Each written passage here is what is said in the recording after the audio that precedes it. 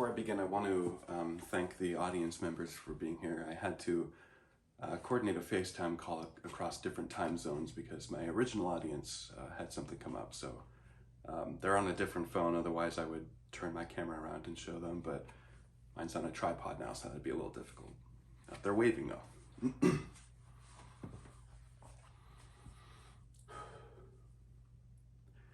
What are a few inevitabilities we find in this life? Being born, for sure, otherwise we wouldn't be here. Death, for all living things must come to an end. How about the elements? The warmth of the sun's rays, the nourishment of rainwater, or the force of a blustering wind.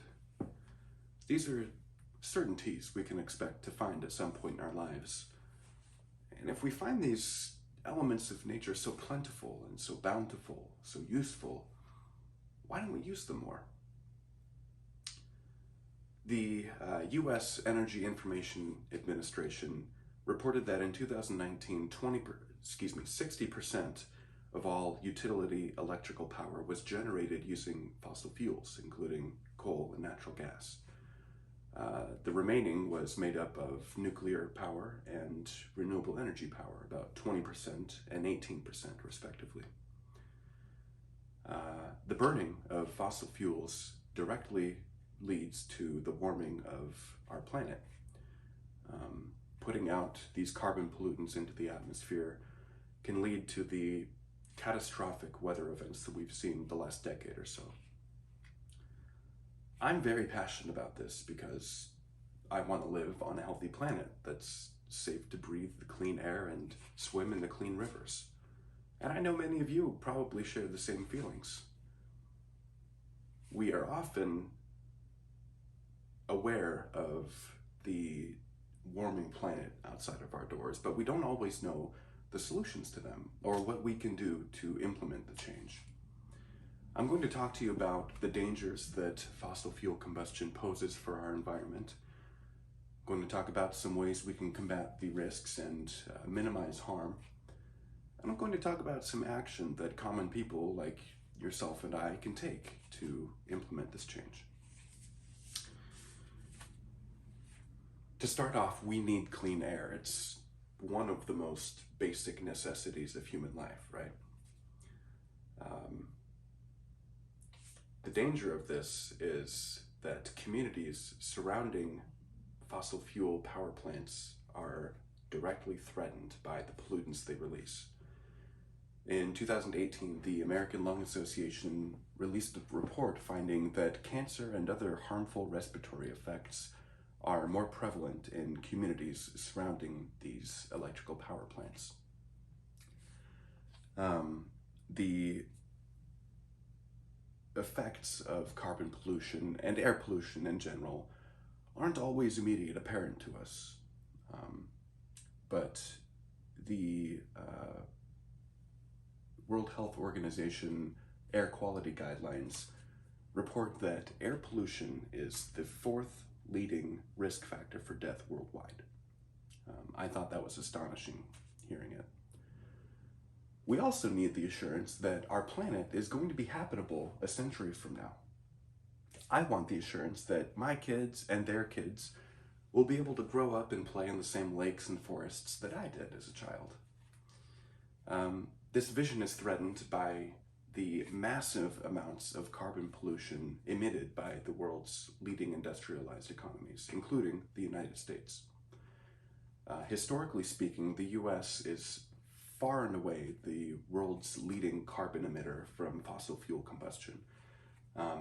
The International Renewable Energy Agency, or IRENA, reported that in 2019, the US was the world's second leading emitter behind China. This is a huge problem because the pollutants released from these electrical power factories using fossil fuel combustion put out dangerous toxins into the atmosphere. Things like nitrous oxide, sulfur dioxide, and soot particles from burned coal. These particles are very dangerous to have in the atmosphere because they act as a sort of insulation covering the entirety of the globe and keeping warmth and heat from the sun in. Um, this leads to the dramatic effects we've seen in our weather in the last even 5 years. Devastating wildfires in California and Australia, a severe drought in the American Southwest, and rising sea levels. In fact, the polar ice caps of Greenland are melting at a rate 6 times faster than in the 1990s, according to IRENA. If we don't reverse whatever we're doing now, it might end up being too late. The third thing we need is to be able to rely on cost-efficient energy sources. Countries have been using fossil fuels for centuries to power their economies.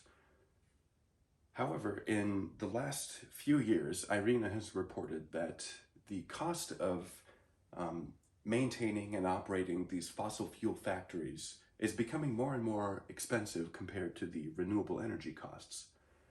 IRENA reported that in 2019, offshore and onshore wind dropped 13% and 9% respectively in their costs.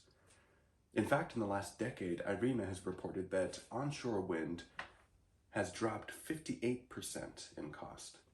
That's due in part to the increased innovations in their technologies and also the increased accessibility globally to make these items cheaper. So really the biggest thing that I want to talk about is the solution. I believe the United States needs to increase its funding and its reliance on wind and partially solar energy. I believe that using these renewable energies will be less expensive in the long run after the cost of maintaining the turbines is calculated. And it's also going to be less costly for the environment, for the ecosystems of the earth, and for ourselves, for our health. We also need to increase our reliance on nuclear power.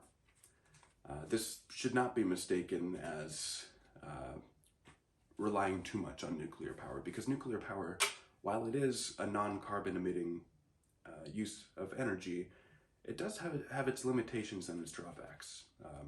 Chiefly the waste of nuclear energies can take years to become unradioactive and disposed of. And also the potential risk factors of having nuclear power plants. We've seen accidents in Chernobyl, in Japan, and currently in Southeast Washington State. But I don't believe that it's going to be entirely feasible to transfer from fossil fuels all the way to renewable energies. It's going to take a little bit of a buffer, and I think that's where nuclear power can sort of offset the losses by fossil fuels. Lastly, we also need to maintain our climate goals for the future. Shortly after his inauguration in April 2021, President Biden set out a new climate policy initiative. Now, the overall goal was to reach an economy-wide net zero carbon emissions by 2050, which is a pretty big goal. More specifically, though, he wants to become carbon emission-free in the power energy sector by the year 2035. This is going to be difficult, but I think doable, given the fact that we are already starting to incorporate more sources of renewable energy into our energy sector. We just need to kick it up a notch. So imagine for a second that we don't really do much to change what we're doing. We stick with the status quo. We might see modest improvements, like the electrification of the federal vehicles, or solar panels on the roofs of families that can afford them. But it wouldn't be drastic enough to change the current trajectory that we're on. And I fear that by the time we realize it, it's going to be too late. Now imagine instead that we do change what we're doing. We say, this is not going to work. Life as we know it is going to be drastically changed if we don't do something now. Imagine coastlines of the American Pacific dotted with wind turbines, or farms in the Midwest dotted with wind farms, Or even on the side of highways, you see smaller turbines picking up draft of passing cars, which actually is in prototype models now. It's actually really cool. These things, I don't believe, would reverse the effects we've seen. I fear that at this point, the climate effects that we've put on ourselves are irreversible.